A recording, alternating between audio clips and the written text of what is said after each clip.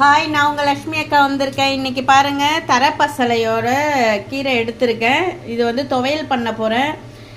இதுக்கு தேவையான பொருள் வந்து கடலப்பருப்பு ஒரு ஸ்பூன் போட்டிருக்கேன். இது உடச்ச உளுந்து, இது நம்ம கடுகு தாளிப்புக்கு போடுவோம் பாருங்கள், அந்த பருப்பு. ஒரு அரை ஸ்பூன் ஜீரகம், ஒரு 10 மிளகு, 6 காஞ்ச மிளகா போட்டிருக்கேன். சும்மா ஒரு நெல்லிக்காய் சைஸ் அளவு புளி எடுத்துருக்கேன். அப்புறம் சின்ன வெங்காயம் வந்து ஒரு 100 கிராம் எடுத்திருக்கேன். ஒரு 2 பூண்டு உரிச்சிருக்கேன். வாங்க இப்போ போய் அதை வதக்கலாம். வாங்க, இப்போ வானல் வச்சாச்சு. இப்போ எண்ணெய் ஊற்றிக்கலாம்.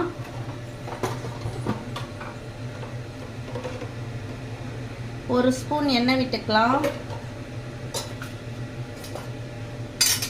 எண்ணெய் கொஞ்சம் சூடான உடனே ஃபஸ்ட்டு இந்த கடலப்பருப்பு இதெல்லாத்தையும் போட்டு வறுத்துக்கலாம்.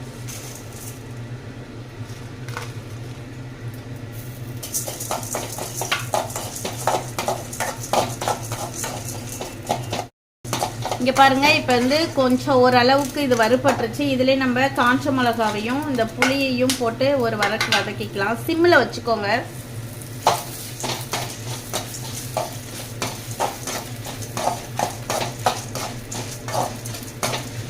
நல்லா வறுபட்டுருச்சு. இப்போ இதை வந்து வேறு தட்டில் மாற்றிக்கலாம். அங்கே இப்போ வெங்காயமும் பூண்டு போட்டு ஒரு வதக்கிக்கலாம்.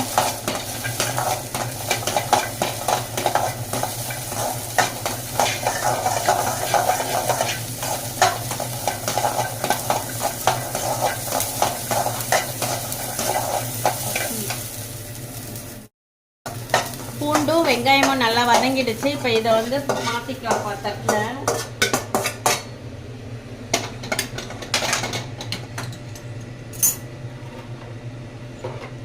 இப்போ இதில் ஒரு ஸ்பூன் எண்ணெய் விட்டு அந்த கீரையை நல்லா வதக்கிக்கலாம்.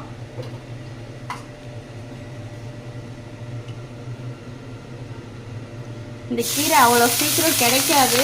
எங்கள் வீட்டில் கிளாஸ்க்கு வர பாப்பா எடுத்துகிட்டு வந்து கொடுத்தாங்க. அதனால அதை வீணாக்காமல் செய்கிறோம்.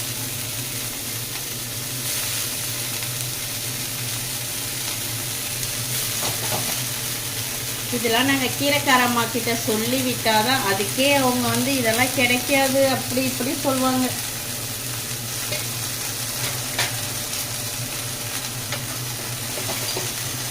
இதை நல்லா வதக்கிக்கலாம்.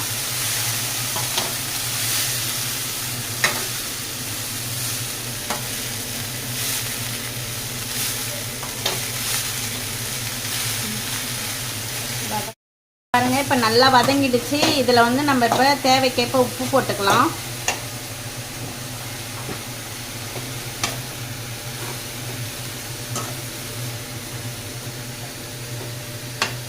நான் ஒரு 1/4 ஸ்பூன் உப்பு போடுறேன். எங்களுக்கு இது போதும்.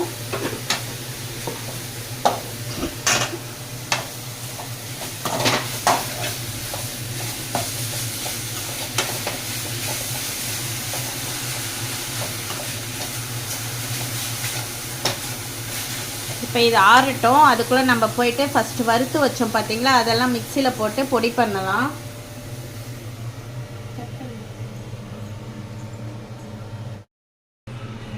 எல்லாம் இப்போ ஜாரில் போட்டுட்டு இந்த பொடி பண்ணுறது ஃபஸ்ட்டு இதை வந்து தண்ணிலாம் எதுவும் விடக்கூடாது. ஃபஸ்ட்டு நல்லா கொரப்பாக அரைச்சிக்கலாம். அப்புறம் வெங்காயம் பூண்டு போட்டு அரைச்சிக்கலாம்.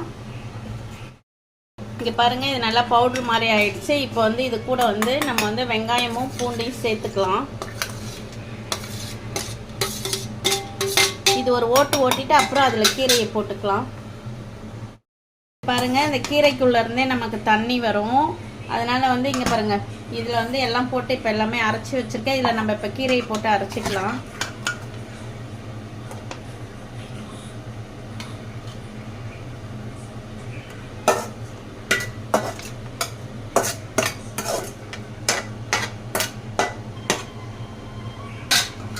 மல்லாட்டை வச்சு வாசனை வருது. நல்ல ஸ்மெல். அவிச்ச கீரை அவிச்சா அந்த ஸ்மெல் தான் வரும். ஆனால் இது நிறைய சாப்பிடக்கூடாது, சளி பிடிக்கும்.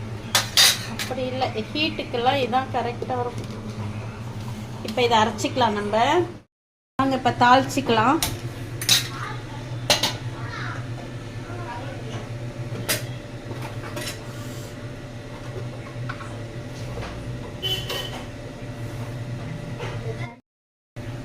இதில் ஒரு 5 ஸ்பூன் நம்ம எண்ணெய் போட்டுக்கலாம். நான் ஒரு 5 ஸ்பூன் எண்ணெய் போட்டிருக்கேன்.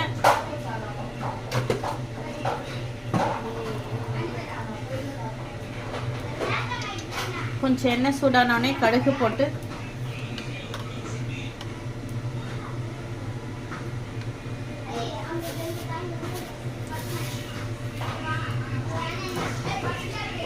ஒரு அரை ஸ்பூன் கடுகு போட்டுக்கோங்க.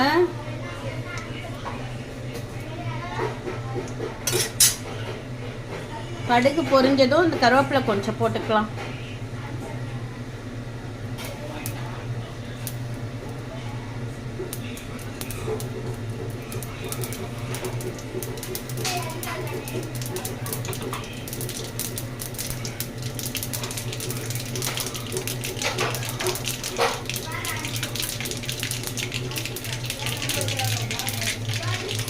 வெடிக்குது.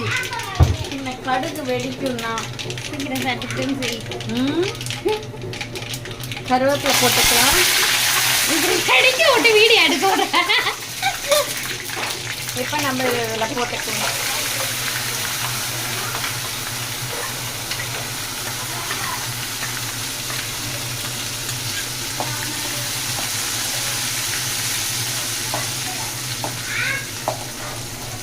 சிம்மில் வச்சு ஒரு 5 நிமிஷம் நல்லா வதக்கி எடுத்துருங்க.